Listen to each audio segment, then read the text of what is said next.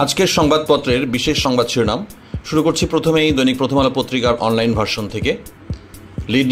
Lead news আছে, সেটা হচ্ছে শ্বেতপত্র প্রতিবেদন, আওয়ামী লীগ আমলে পাচার 28 কোটি টাকা।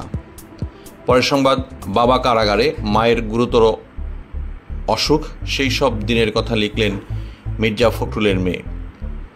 ছেলেকে আনুষ্ঠানিকভাবে ক্ষমা করলেন বাইডেন। মাটিতেই লুটিয়ে পড়ার পর হাসপাতালে মৃত্যুর সঙ্গে লড়ছেন ফুটবলার। শিউলির পিঠা আর হাঁসের মাংসের স্বাদ নিতে আসেন দূর দূরান্তের মানুষ। মতামত আছে, সেটা হচ্ছে ভুল ঘোরার পেছনে বাজি ধরেছে চীন। পরের সংবাদগুলো হচ্ছে দেশের পথে পথে অপার সৌন্দর্য, তার টানে টেকনাফ থেকে হেঁটে তেঁতুলিয়ায় তরুণীর যাত্রা। বিশ্বের 5 ভয়ানক রাস্তা কেন দুর্ঘটনা ঘটে। চাকরিটা আমি পেয়ে গেছি বেলা শুনছ, লিখেছিলেন অঞ্জন। কারণ সুধীমণ্ডলী, বলে রাখি, এই নিউজগুলোর বিস্তারিত জানতে প্রথম আলো পত্রিকার অনলাইন ভার্সন ভিজিট করার জন্য অনুরোধ করছি এবং সেই সঙ্গে আমাদের চ্যানেলটি সাবস্ক্রাইব করার জন্য বিশেষ অনুরোধ রইল। পরের সংবাদ যাব, 3 মাস ধরে মজুরি বন্ধ, এনটিসির বাগানে বাগানে হাহাকার। এরপরের সংবাদগুলো হচ্ছে সিরিয়ায় গৃহযুদ্ধে নতুন মোড়, সিপিডির 30 বছর পূর্তি উদযাপন, বহুমত প্রকাশে নানা রকম ঝুঁকি দেখা যাচ্ছে। ট্রাম্প এবার মেয়ের টিফানির শ্বশুরকেও প্রশাসনিক নিয়োগ দিয়েছেন। ভূমি মন্ত্রণালয় নেবে 278 জন কানুনগ, ফি 500 টাকা। মেসি লেখা বুট পরে কেন খেলতে নামছেন ইয়ামাল, আরও যারা পড়বেন। পরের সংবাদগুলি হচ্ছে সিভিল সার্ভিসের ক্যাডার শব্দটি বাদ দেওয়ার সুপারিশ করবে কমিশন। বিশ্লেষণ, সিরিয়ায় আলেপ্পোতে কি হচ্ছে, কি হবে মধ্যপ্রাচ্যে। প্রমাণ হলো তারেক রহমানের বিরুদ্ধে সব মামলা ছিল ষড়যন্ত্রমূলক, বলেছেন মির্জা ফখরুল ইসলাম আলমগীর। ফিলিস্তিনের প্রেসিডেন্ট মাহমুদ আব্বাস কেন এখন উত্তরসূরি বেছে নিলেন। এগুলোই ছিল মূলত দৈনিক প্রথম আলো পত্রিকার অনলাইন ভার্সনের লিড নিউজ। এবার আমরা যাব অন্য সংবাদগুলোতে। এবার আমরা জানাবো দৈনিক ইত্তেফাক পত্রিকার অনলাইন ভার্সনের লিড নিউজ আছে, ভুল পাল্টালেন বাইডেন, ছেলেকে নিঃশর্ত ক্ষমা ঘোষণা। বাংলাদেশ ইতিমধ্যেই মধ্যম আয়ের ফাঁদে আটকে পড়েছে।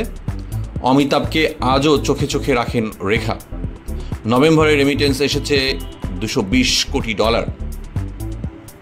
পতনের আগেও 60,000 কোটি টাকা ছাপে আওয়ামী লীগ সরকার। সোমবার সকালে মুক্তি পেতে পারেন সেই সাবেক এসপি বাবুল। লাভজনক নয় এমন প্রকল্পে সম্পদের অপচয় করা হয়েছে।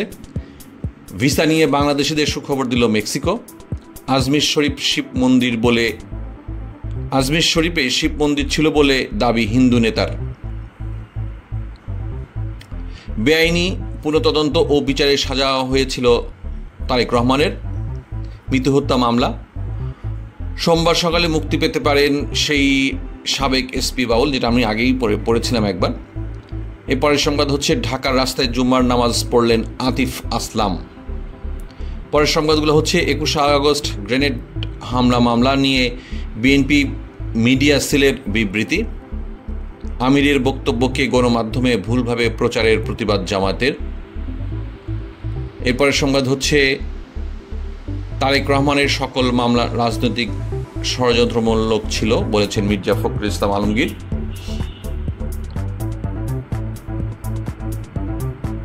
পরের সংবাদগুলো হচ্ছে দুই দলে নিজেদের অবস্থানে অনড়, নীরব দর্শক আইসিসি। মনির মুখে মুক্তার হাসি। ব্যাটিং ব্যর্থতায় 164 রানে শেষ বাংলাদেশ। এই সংবাদগুলোর ইন ডিটেল পেতে দৈনিক ইত্তেফাক পত্রিকার অনলাইন ভার্সন ভিজিট করার জন্য অনুরোধ করছি এবং আমাদের চ্যানেলটি সাবস্ক্রাইব করার জন্য অনুরোধ করছি। এবার দেখে নিব দৈনিক মানবজমিন পত্রিকার অনলাইন ভার্সনের লিড নিউজগুলো। নির্বাচনে কারা আসবে বা আসবে না, ফয়সালা রাজনীতির মাঠে। আমরা এখানে প্রধান নির্বাচন কমিশনারের একটি ছবি দেখতে পাচ্ছি। 21 আগস্ট গ্রেনেড হামলা মামলা খালাস পেলেন তারেক রহমান সহ সবাই, যে কারণে সাজার রায় বাতিল। দিনরাত সেনা সদস্যরা পরিশ্রম করে যাচ্ছেন। বিচার রাজনীতিকরণ হওয়া উচিত নয়।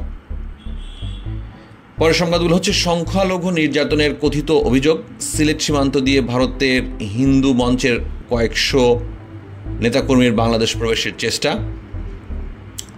ফার্স্ট অ্যাচিভার্স অ্যাওয়ার্ড পেলেন দৈনিক মানবজমিনের মালয়েশিয়া প্রতিনিধি, প্রধান উপদেষ্টার প্রেস উইংয়ের ব্রিফিং, পাচারের সুবিধার্থে 60,000 কোটি টাকা ছাপানো হয়েছিল, গণতন্ত্রের চেতনাকে সসমত রাখতে আমরা প্রতিশ্রুতিবদ্ধ, গুলিতে মৃত্যু, বাবা মায়ের কষ্ট দূর করতে চেয়েছিলেন আরিফ, ক্রেডিট কার্ডের সুদহার বাড়ল, কুষ্টিয়ায় খুতবার ইস্কন নিয়ে আলোচনা করার চাকরি হারালেন ইমাম। কুষ্টিয়ায় খুতবায় ইস্কন নিয়ে আলোচনায়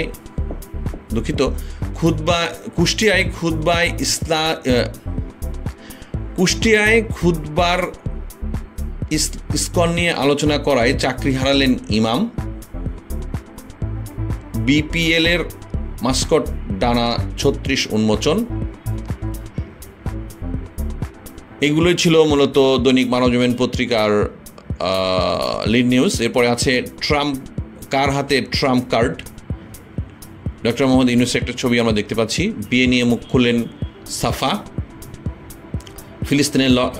ফিলিস্তিনের লড়াই জুলাই অভ্যুত্থানের অন্যতম অনুপ্রেরণা।